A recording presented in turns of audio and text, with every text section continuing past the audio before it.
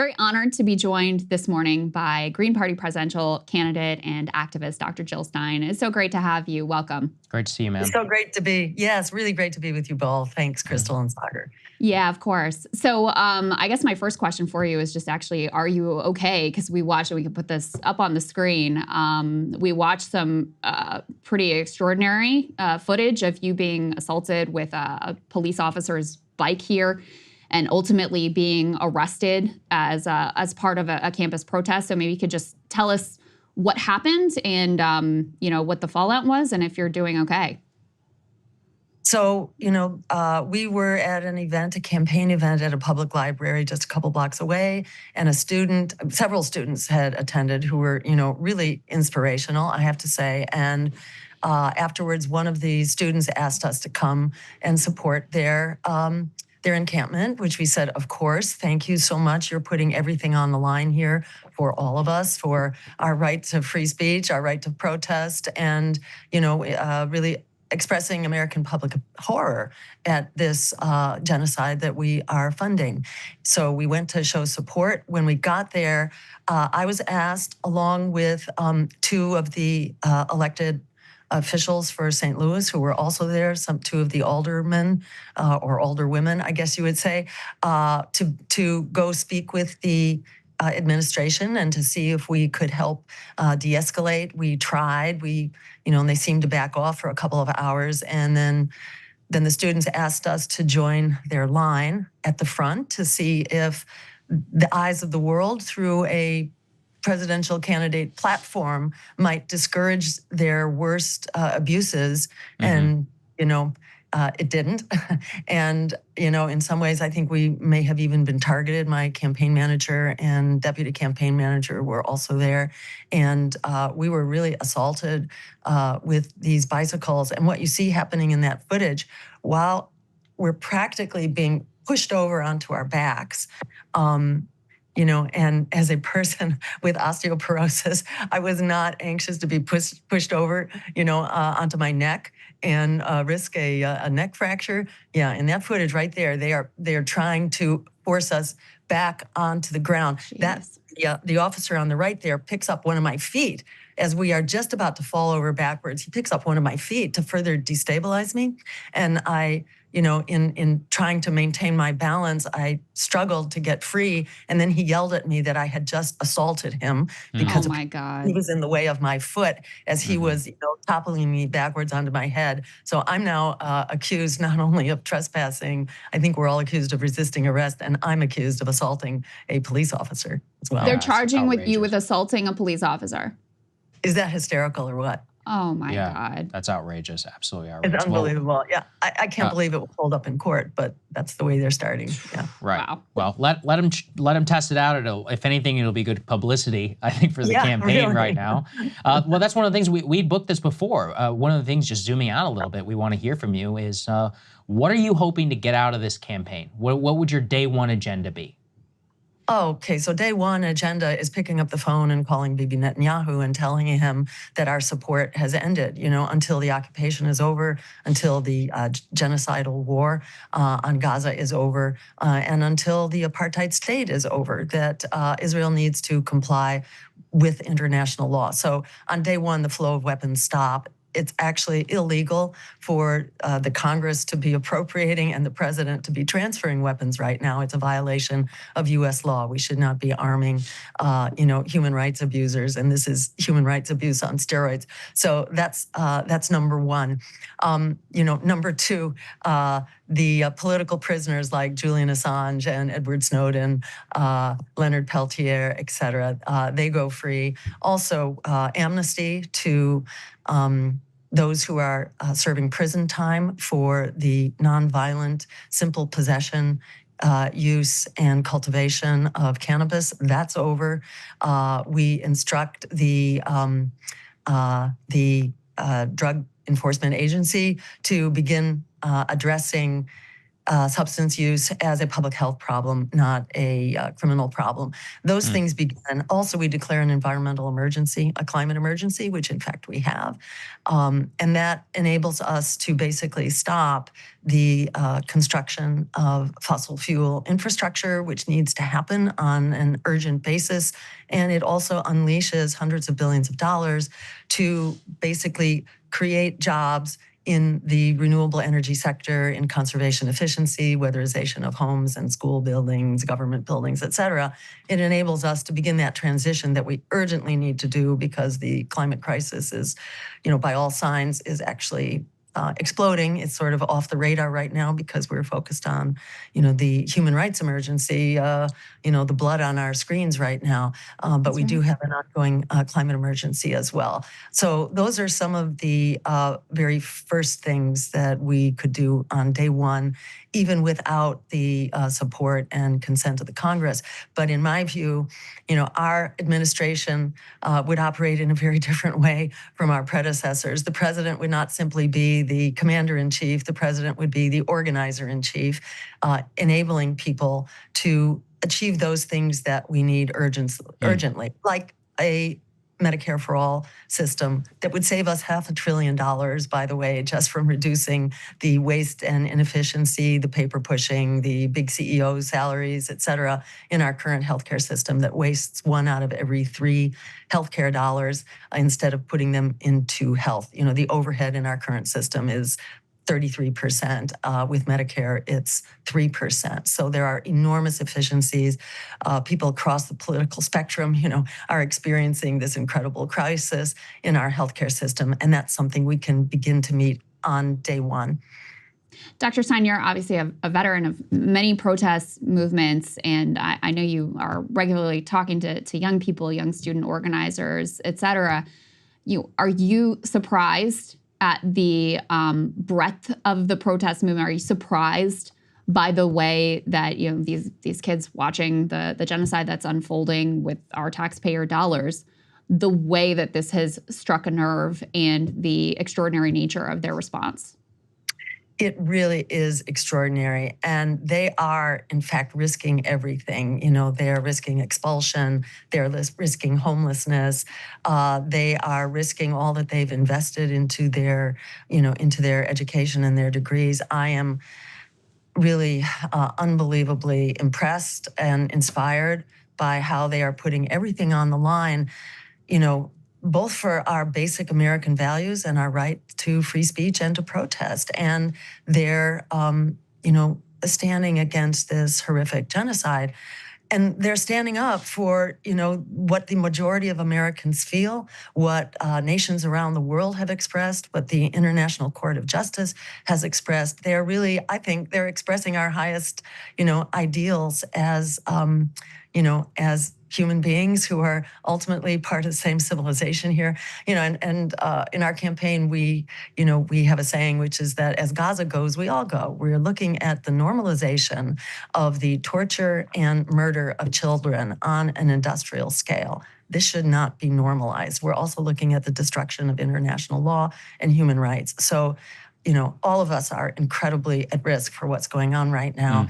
And it's just such a tribute to the moral fiber and the courage of these students that they are willing to stand up and say it stops here, because they are entirely, in their rights to be doing this. This is a critical issue that needs discussion. As someone from the Jewish community myself, I am very aware of what a rude wake-up it is to come to terms with what Zionism actually is.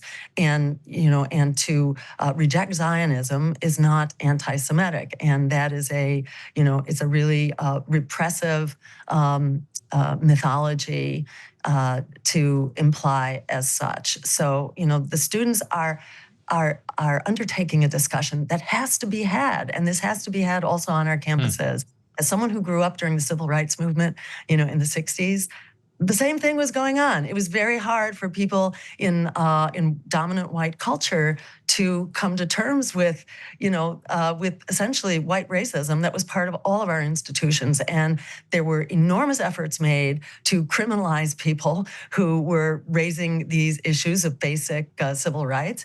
And it was a very hard discussion. But it has to happen, and our universities should be supporting this discussion. It's a sad commentary on our universities that they are so dependent on the financial support and the contracts and so forth from, from the war industry and, Boeing, et cetera, that they have all these contracts that they're dependent on. It reflects the degree to which we become a war economy, a militarized economy, and that has to be fixed as well. One of the things I wanted to get your take on, ma'am, is obviously you're not going to be the only non-bipartisan candidate, two-party system in the race. So what are your thoughts on Dr. Cornel West and Robert Kennedy Jr., who presumably you will be facing up against on the ballot across in November? That's right. I think Americans deserve choices. This should be a part of our system. We should also have ranked choice voting so that multiple candidates are not perceived as a threat. But the reality is our campaign is the only pro-worker, anti-war, anti-genocide campaign that is on track right now to be on the ballot as a choice across the country. Dr. West, we have essentially identical agendas, but Dr. West had decided to go solo. In doing so, he gave up his ballot access. He gave up what was worth at the time some $5 million of ballot lines, because the Greens have preserved and protect their ballot lines.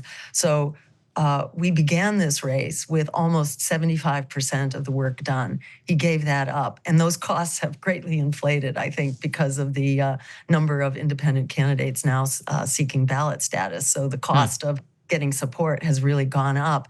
Robert RFK will certainly be on the ballot, but we have a completely different agenda.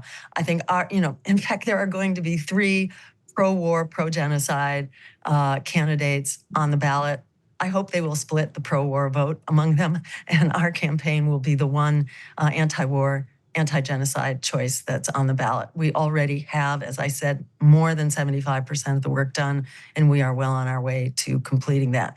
Dr. West, has founded a new party. They are struggling to get on the ballot. They have a couple of lines, mainly going through other small parties, but, they don't really have any realistic pathway forward. To get on the ballot in California or Texas, one needs hundreds of thousands of signatures. I don't think that's going to happen. It's very unlikely.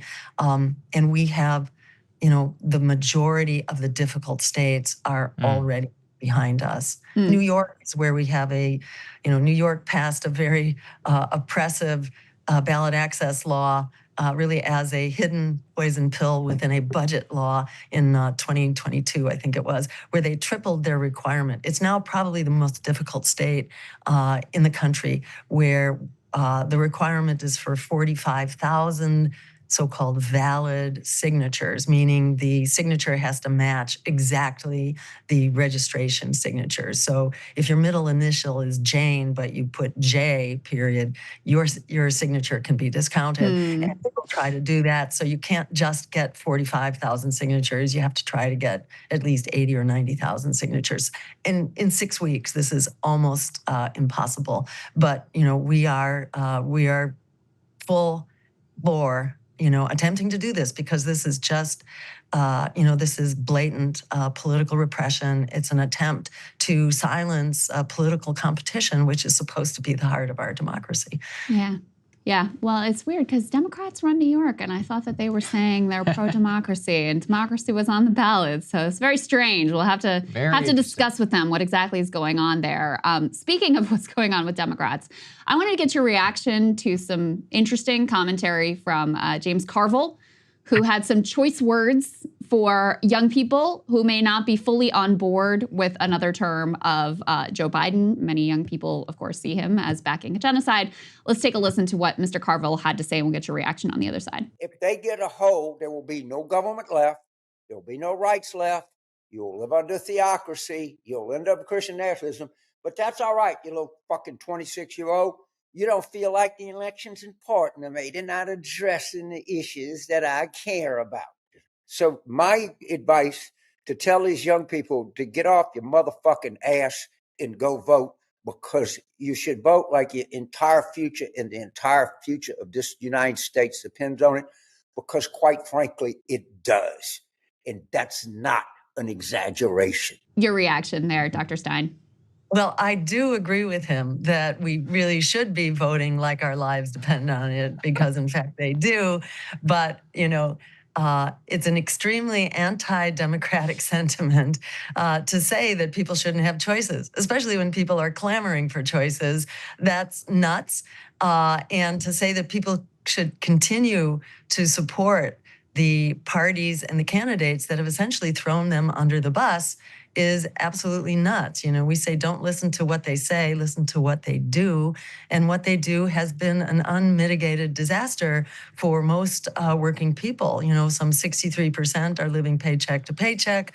Half of all renters are economically strapped, just distressed, trying to keep a roof over their head that is paying more than 30%, well over 30%. In New York State, it's like 50 or 60% of your income just to keep a roof over your head. Polls of young people show that half of young people describe themselves as hopeless. 1/4 of young people have considered doing harm to themselves within 2 weeks of the poll. So these are really horrific indicators about the state of our world. If we just keep our heads down and take marching orders from the political and economic elites that are doing just fine, thank you very much. If we continue doing as they tell us, we will continue going in this direction, which is, we are in a tailspin right now. It's like we're in the airplane and the engine has stopped, and that airplane is going into a tailspin, and people see what's happening. Whether you look at the crushing inequality, the impending ecological collapse across the board. The Colorado River is about to run out of water. The Washington Post and why does Colorado River matter? Because it supplies the California agriculture system, which feeds half the fruits and vegetables in the country are coming basically from the Colorado River. The Colorado River is within 1 to 2 years of not making it out of Lake Mead because of persistent drought, and there is no plan B. The Washington Post ran a headline about a year ago that used the term. They described this as the doomsday scenario. We are in that doomsday scenario right now in several parameters, and there is no plan B. So we need a different way forward. We do need to vote like our lives depend on it. And anyone who suggests that they own your vote and that they are entitled to your vote should disqualify themselves right then and there from any consideration of receiving your vote. Well said. Go ahead. Go ahead. I was just going to say, Dr. Stein, just to follow up on that and to sort of play devil's advocate here. You got blamed in 2016 wrongly for helping to elect Donald Trump. No doubt, if Donald Trump gets elected again, you're going to be part of the reason they said that they didn't win, that it was your fault. You're siphoning off votes that rightly should have gone to Joe Biden. And what is your response to that? What is your response to people who say, listen, you may like what Dr. Stein has to say, you may support her opposition to genocide as one example, but at the end of the day, it's either going to be Biden or Trump. It's a binary choice. So if you're not voting for Joe Biden, you're de facto voting for Donald Trump or helping Donald Trump get back to the White House.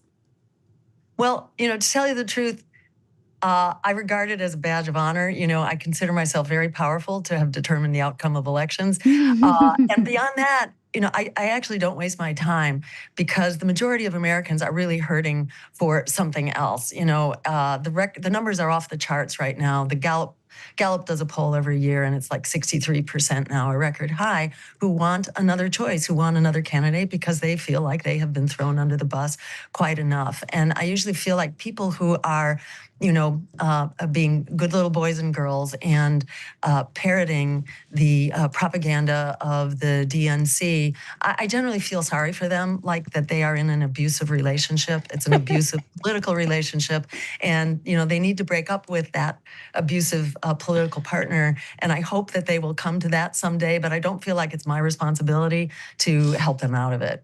And yes, I think Donald Trump would be a really scary president. And yes, I think that Joe Biden is a really scary president. I think fascism is here right now. We're seeing it, rolling out on our campuses and, around the country. Fascism is here. There is no greater trademark of fascism than genocide. I think we've got that now. We've got oodles of fascism around us. And I think the solution to fascism is democracy. It's not the suppression of our our political views and our political debates. We have to stand up and assert our democracy. If people are concerned about vote splitting, which I must say is not supported by the facts suggest that nearly like 2/3 of our votes are coming from people who otherwise won't vote. They just won't vote. And right now, that is off the charts. If you look at, for example, the New York State Democratic primary about 3 weeks ago, there was a 12% so-called uncommitted, but there was an 83% no-show, 83% relative to the numbers who came out for Joe Biden in 2020 at a time when the race was already decided. It's not like, it was an active race back then. No, it wasn't. It had already been settled. Joe Biden had been coronated, but people were participating in the Democratic Party. Now they are not.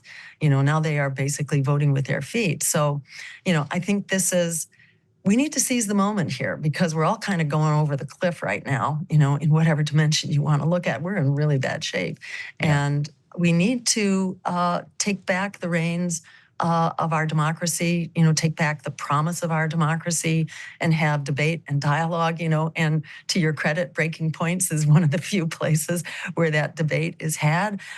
This needs to be the norm, not the exception. We need antitrust laws enacted against corporate media. We need the internet and social media to be regulated as a public utility, not, the playground for billionaires to kind of do what they want in collaboration with, government security agencies behind the scenes, censoring our discussion. We need to reestablish, we need to get money out of politics and have publicly funded elections at a cost that could be massively reduced if we are in fact using the public airwaves for public purpose. We can have publicly funded elections without having this legalized bribery, which is essentially how our elections are run right now. And the money pouring into our elections now, particularly through undisclosed vehicles using either super PACs or dark money, which can contribute to super PACs, through the Democratic Party now, or the Republicans using this institution called victory funds, which I think was started by the Clinton campaign in 2016. A single donor can write a check for over $600,000. A single donor. And it basically gets laundered and comes back to a single campaign and a single candidate, which enables, single donors with deep pockets to have inordinate influence on our political institutions. This has everything to do with why they are completely sold out and incapable of serving the American people. In the Green Party, we do not take corporate PACs. We don't sanction super PACs. We don't countenance them, and we disavow any super PAC. We work by the rules. We are a small donor campaign. I think our average donation is somewhere around $10 or $15. That needs to be the norm and not the exception, so that, we're in this situation now. We have the best democracy money can buy, and it is no democracy at all. Yeah. Well said, ma'am. And we appreciate your vote of confidence. Crystal stole my question, so I think we're good to go. And we want to appreciate you very much for joining us. All candidates should, and we hope to see you on every ballot in the country. So thank you very much. Yeah, thank you, Dr. Stein. Thank you for your time today. We're grateful. Thank you so much. Good to be with you. Absolutely. Yeah, it's our pleasure. Hey guys, if you like that video, go to breakingpoints.com, become a premium subscriber, and help us build the best independent media organization on the planet. That's right. We're subscriber funded. We're building something new. We want to replace these failing mainstream media organizations. So again, to subscribe, it's breakingpoints.com.